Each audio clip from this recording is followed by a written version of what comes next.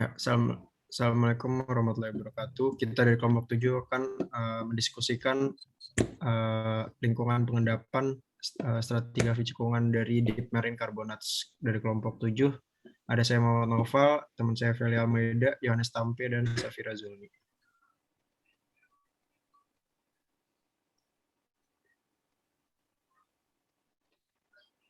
Di sini pertama-tama ada pendahuluan mengenai fasies, di mana fasies adalah total dari karakteristik endapan sedimen seperti tekstur, komposisi, serta strukturalnya, di mana endapan tersebut dihasilkan dari adanya akumulasi serta modifikasi dengan pengaturan yang tertentu. Kemudian menurut Nicolas Steno pada tahun 1669 telah lama mengenalkan konsep fasies yang mana memperlihatkan aspek dari muka bumi secara keseluruhan di dalam waktu geologi. Kemudian menurut Murray pada tahun 1949 mendefinisikan fasies sebagai bagian yang dibatasi secara ilegal dari yang ditunjuk pada setiap unit stratigrafi yang mana akan menunjukkan karakter berbeda dari unit lainnya. Kemudian karakteristik dari batuan sedimen ini dapat dihasilkan dari adanya aksi gabungan proses fisik, kimia, serta biologis yang dimana akan membentuk suatu siklus sedimen, yaitu pelapukan, erosi, transportasi sedimen, dan pengendapan, serta diagenesis. Kemudian dari adanya proses serta kondisi sedimentasi secara kolektif akan membentuk suatu lingkungan pengendapan yang menaikkan peran utama dalam menentukan tekstur, struktur, serta fitur pelapisan dan karakteristik stratigrafi batuan sedimen. Kemudian nantinya dari proses pengendapan dan sifat batuan yang ada akan mampu memberikan informasi pengendapan pada lingkungan masa lampau. Next. Kemudian di sini ada fasies modeling, di mana fasies model ini dibuat agar dapat menunjukkan hubungan secara 3D yang didasari dari asosiasi fasiesnya. Nantinya dapat menunjukkan masing-masing elemen 3D dari sistem pengendapannya. Seperti contoh elemennya pada gambar seperti ada leaf channel, ada point bar, terus ada oxbow leg, dan lain-lain sebagainya. Nah, ketika sudah dibuatkan model dari beberapa individual elemen, maka kita dapat menyebutnya sebagai model fasies. Nah, walaupun istilah fasies ini sudah lama digunakan, namun konsep fasies model atau pemodelan fasies jauh lebih mudah, di mana konsep tersebut pertama kali diselenggarakan oleh Paul Potter pada diskusi survei geologi pada negara bagian Illinois pada tahun 1959. Kemudian Potter mengatakan bahwa fasies model didefinisikan sebagai distribusi, susunan atau pola di dalam satuan litologi dari suatu asosiasi atau sedimen. Kemudian Potter pada tahun 2005 merujuk kembali pada diskusinya di tahun 1959 tentang fasies model yang dimana didefinisikan sebagai fasies sedimen yang sering berulang, dalam hal ini berupa skala independen untuk tingkat yang lebih besar. Next. Selanjutnya di sini ada fasies association, di mana merupakan suatu bentuk tumpukan-tumpukan atau gabungan dari sebuah genetically related fasies yang terbentuk pada single lingkungan pengendapan, seperti contohnya pada gambar di samping. Jadi secara intinya, jika nanti kita mempunyai suatu sistem fasies dan nantinya kita mempunyai beberapa fasies pada suatu sistem, mungkin bisa ada 50 atau 60 pengendapan, maka itu dapat dikatakan sebagai fasies associations. Kemudian umumnya fasies association ini akan ditemukan secara berulang pada rekaman stratigrafi dan setiap set yang sama sebelum nantinya berulang dan akan dinamai suksesi. Kemudian fasies sendiri ini adalah suatu tubuh batuan yang dimana mempunyai kombinasi terhadap karakteristik yang mempunyai ciri khas yang dapat dilihat dari struktur sedimen, litologi, serta struktur biologi yang didapat pada lingkungan pengendapan purba dan dapat dijadikan untuk membantu dalam penginterpretasian dan distribusi batuan sedimen yang diendapkan pada suatu daerah tertentu. Dengan mengenai modelnya dapat dijadikan untuk menganalisis suatu dinamika yang dapat terjadi pada cekungan sedimen. Dan nantinya hal tersebut juga dapat digunakan untuk mengetahui pola dari pendistribusian batu secara mekanisme pembentukannya. Kemudian model fasies ini menurut Flagel pada tahun 2004 mempunyai peran penting di dalam eksplorasi hidrokarbon serta sumber daya batu gamping. Next. Selanjutnya, berikut merupakan tujuan dan fungsi dari kita mempelajari Facies model. Berdasarkan dari Walker dan James pada tahun 2006, terbagi menjadi 4, yaitu Facies model dapat bertindak sebagai norm, yang mana digunakan untuk bertujuan untuk perbandingan. Lalu yang kedua itu Facies model bertindak sebagai framework atau panduan untuk dilakukan observasi atau penelitian di masa mendatang. Lalu yang ketiga, Facies model bertindak sebagai prediktor, di mana dalam menghadapi situasi geologi baru. Lalu yang keempat, Facies model bertindak sebagai dasar untuk dilakukan interpretasi terhadap hidrodinamika. Next. Berikut merupakan penjelasan dari Facies model sebagai norm.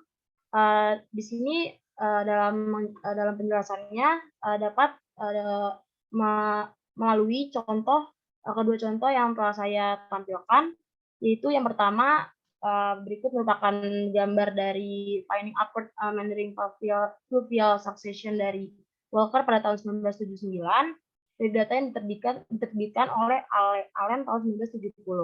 Di mana pada gambar ini merupakan seluruh fluvial finding upward succession, di mana dijelaskan terdapat perbedaan berdasarkan dari norm, di mana tampak sekilas antara floodplain vertical accretion dengan point bar lateral accretion tampak tidak memiliki perbedaan secara ketebalan atau sama.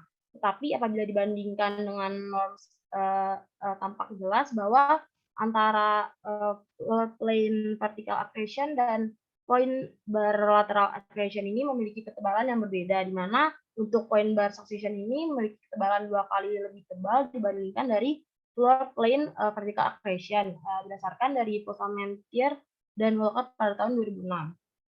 Di mana untuk point bar lateral accretion ini memiliki ketebalan itu bernilai 6 meter dan floodplain vertical accretion ini memiliki ketebalan 3 meter. Lalu untuk contoh yang kedua, untuk Facies model bertindak sebagai norm ini membantu dalam melakukan perbandingan apakah pada suatu sistem pengendapan didominasi oleh deposit atau turbidite klasik. Menurut Walker dan James pada tahun 1992.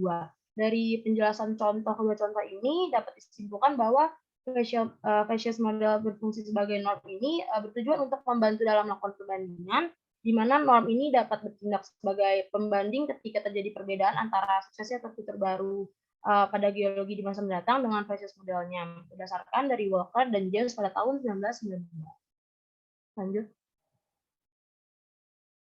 Lalu pada tujuan dan fungsi yang kedua, yaitu Facies model bertindak sebagai framework atau panduan dalam melakukan observasi, dijelaskan bahwa menurut Walker and James pada tahun 1992, Facies model ini sebagai panduan dalam melakukan observasi di masa depan, di mana Facies model ini akan merangkum semua deskripsi penting suatu fitur yang dimiliki oleh sistem pengendapan yang diamati, sehingga ahli geologi saat melakukan pengamatan atau observasi ini akan mendapatkan informasi serupa yang harus dicatat ketika melakukan observasi dalam suatu sistem pengendapan baru.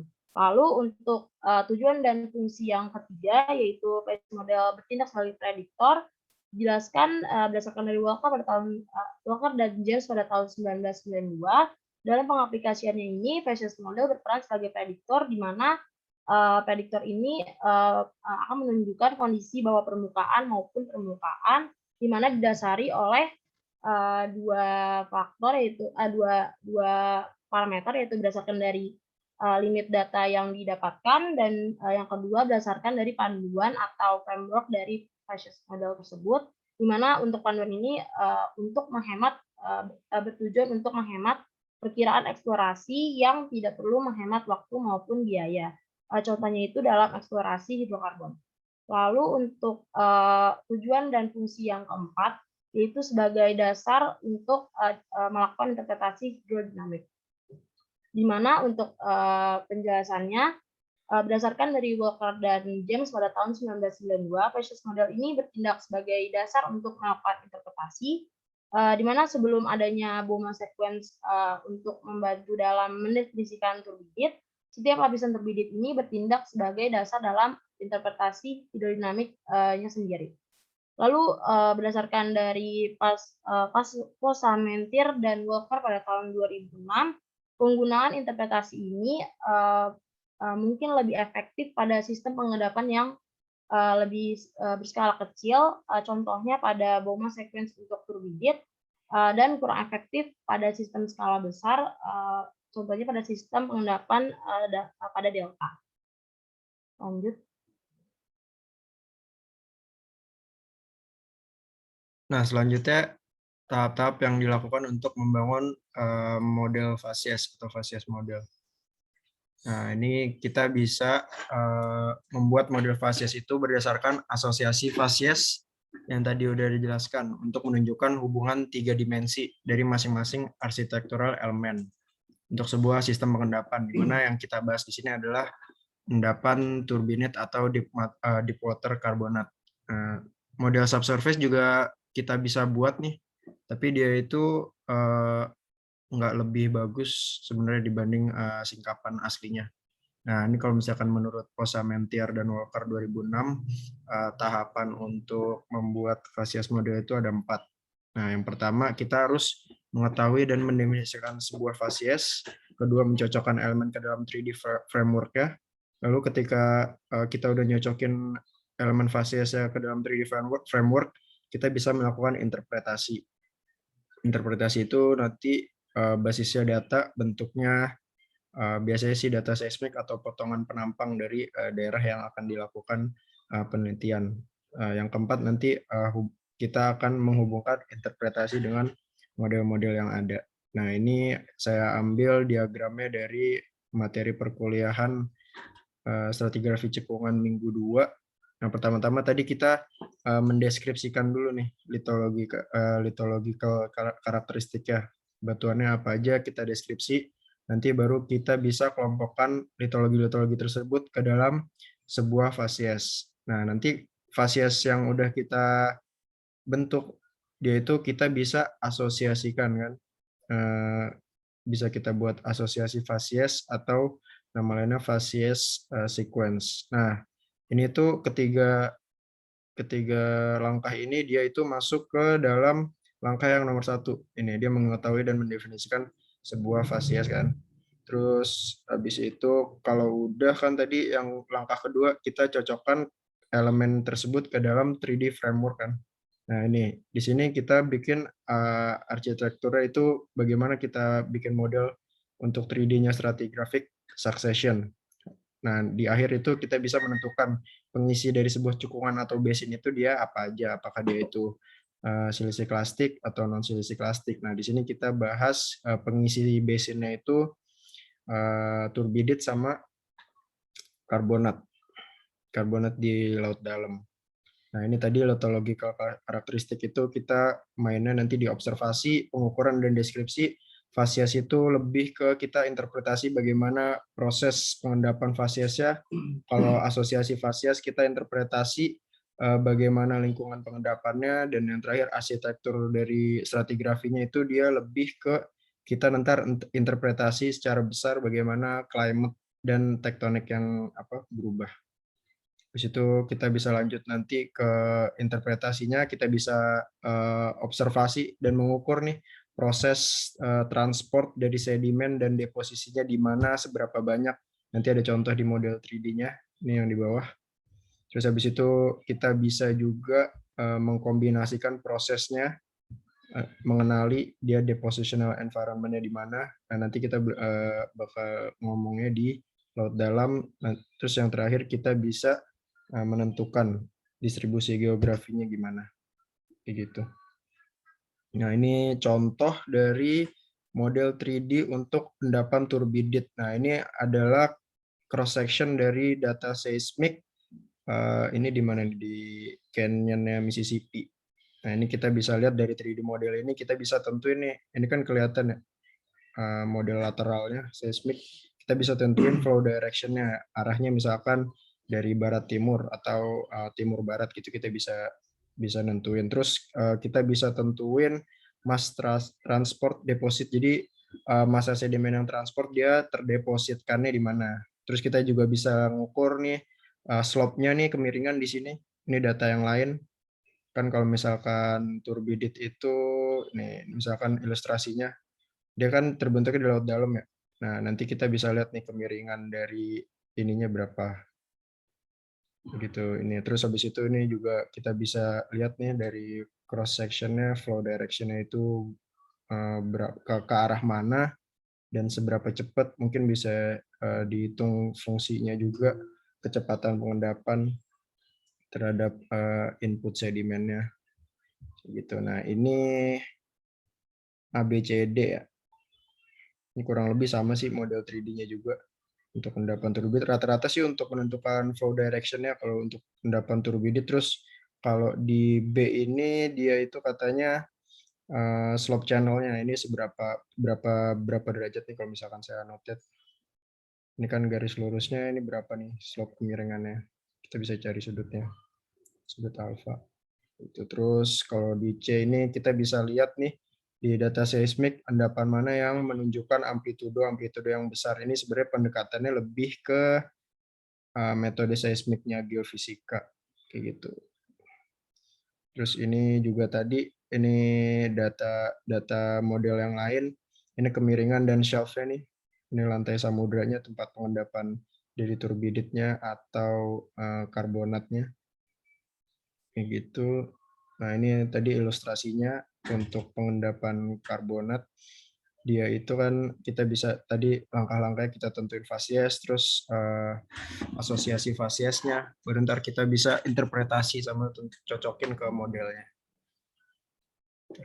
Oh iya, untuk yang karbonat itu sebenarnya kan kalau di laut dalam ya, sebenarnya kalau menurut saya endapan turbidit sama karbonat itu beda.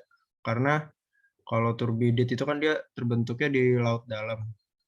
Nah, kalau di laut dalam tuh setahu saya karbonat itu nggak bisa kebentuk karena di kedalaman berapa, karena ada CCD atau carbonate compensation depth. Jadi di bawah kedalaman berapa ribu gitu. Kalau nggak salah 2000 atau 3000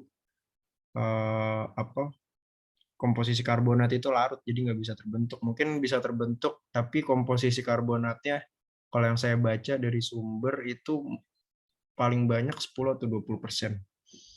Kayak gitu sih. Oke, selanjutnya bisa dilanjutkan. Oke, selanjutnya saya akan bahas buat contoh fases modelnya. Boleh di next dulu. Jadi untuk kelompok kita ini topiknya ini mengenai deep marine facies models. Ini khususnya untuk karbonat.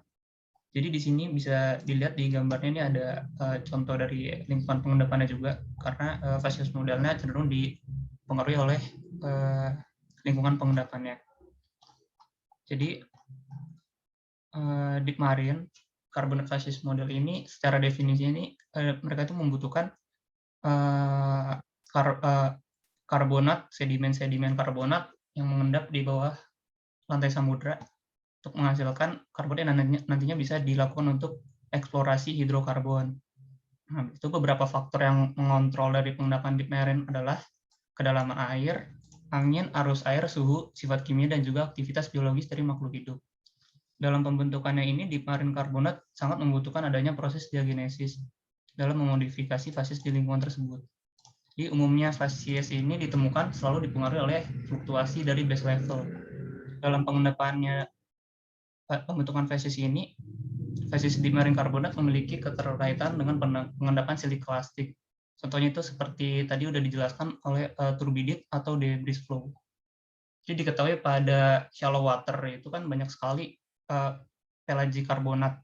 Nah, itu ntar pelagic karbonatnya kemungkinan bisa dapat ditransportasikan menuju lingkungan deep water. Namun umumnya pada kedalaman 500 itu hingga 1500, mineral aragonit kan akan mulai terdisolusi seperti yang sudah dijelaskan tadi, ada zona CCD. Kemudian untuk kalsit itu kedalaman 750 hingga 4300 meter. Nah, namun itu nggak seluruh 100% dari karbonat itu bakal larut. Jadi mungkin agak bertolak belakang sama penjelasannya tadi. Kalau benar itu bakal mungkin ada 10%, tapi itu udah berbentuk calcareous ooze.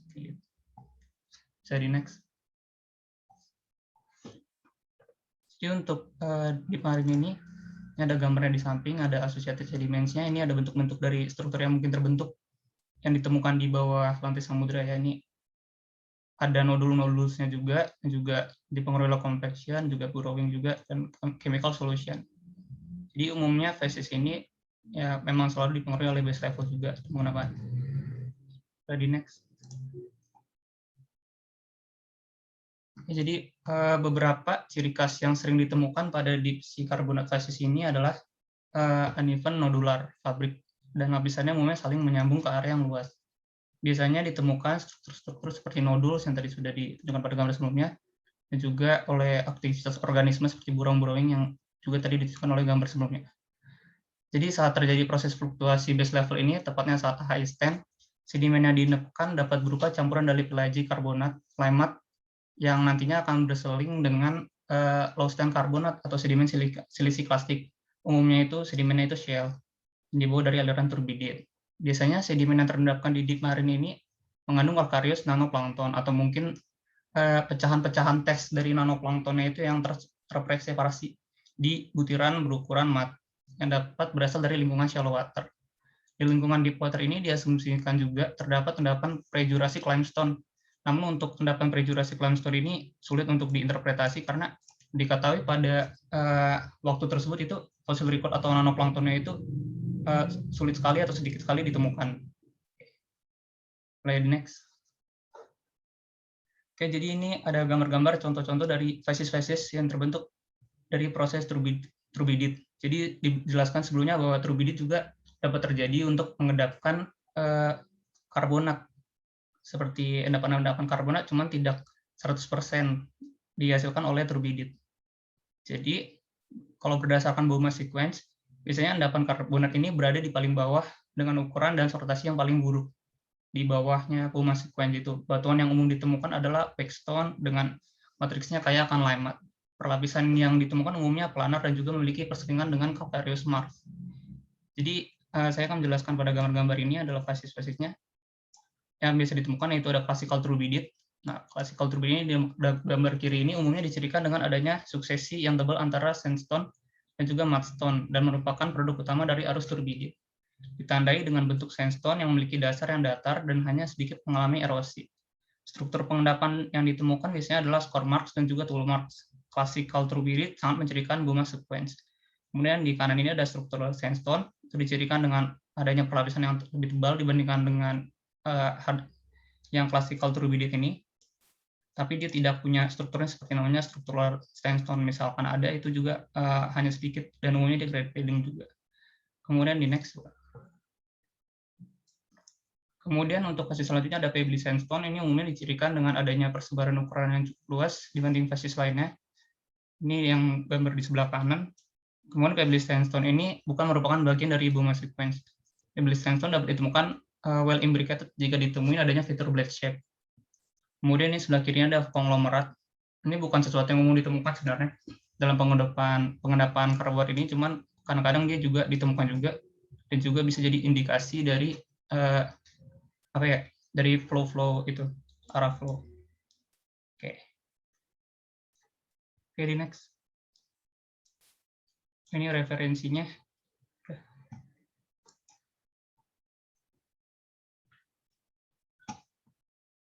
Oke, mungkin dari teman-teman ada yang mau menanggapi. Mungkin saya mulai duluan ya.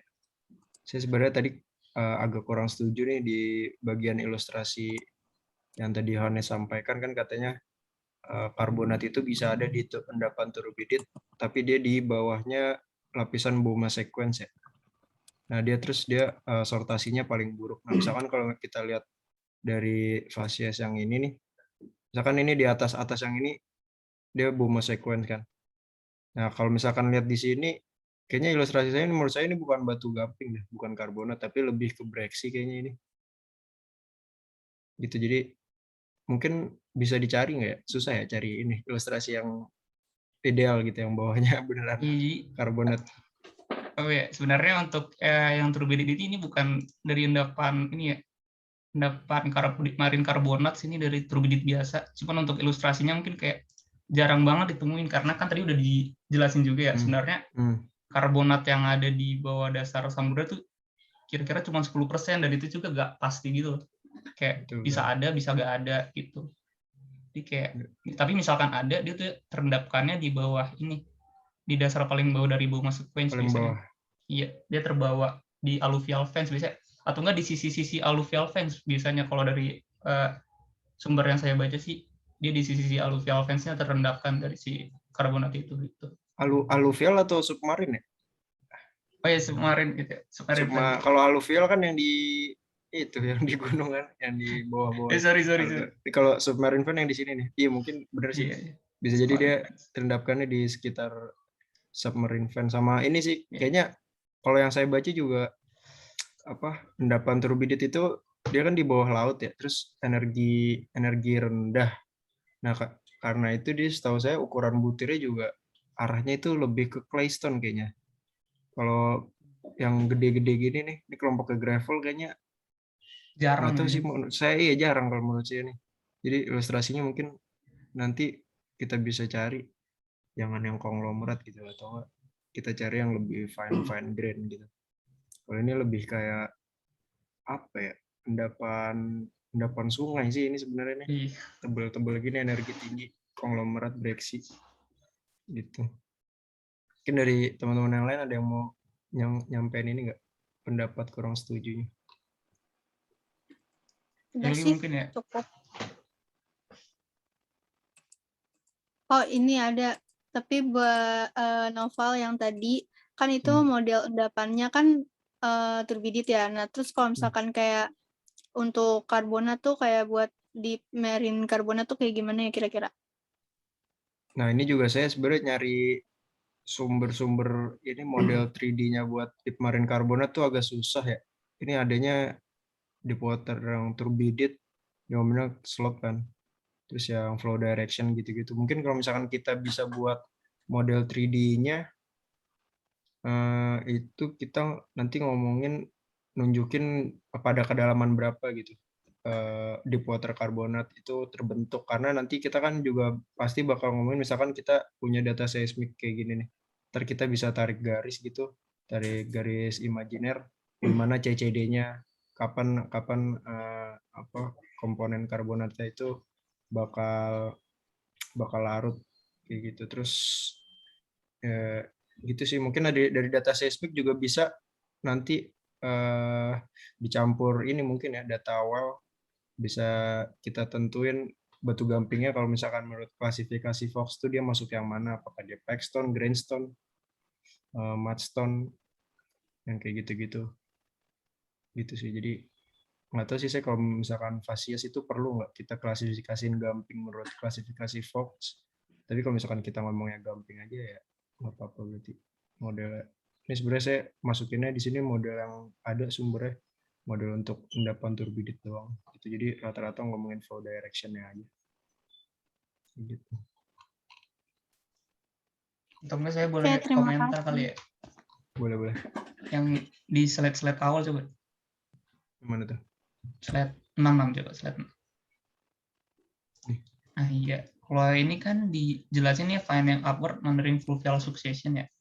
Kan sementara kita lebih concernnya ke deep marine carbonates ya. Kira-kira kalau deep marine carbonate tuh emang bentuknya kayak gini juga ya, atau bukannya bisa coarsening gitu?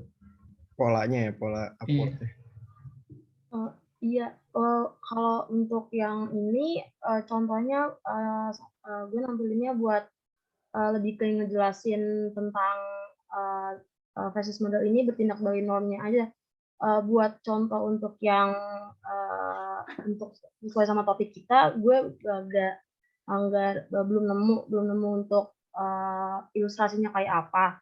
Ya benar kata Tampe, buat yang kalau misalnya di kita ya butirnya itu coarse grain. Tapi untuk penjelasan yang finding upward ini sebenarnya ditampilin cuman untuk lebih ngejelasin perbandingan tentang norm ini sebagai perbandingan aja. Sebagai contoh aja, sebagai contoh. Oke. Kira-kira apa lagi nih? Ada Coba lihat lagi.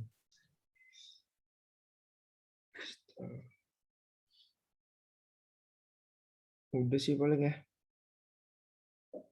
Cukup ya kayaknya. Ya cukup. Iya. Mungkin saya tutup itu aja mungkin pembahasan dari kami mengenai deep marine carbonates beserta tadi argumen-argumen kami yang setuju atau tidak setujunya dari pemaparan yang teman kami sampaikan. Nah, sekian dari kami kelompok 7. Assalamualaikum warahmatullahi wabarakatuh.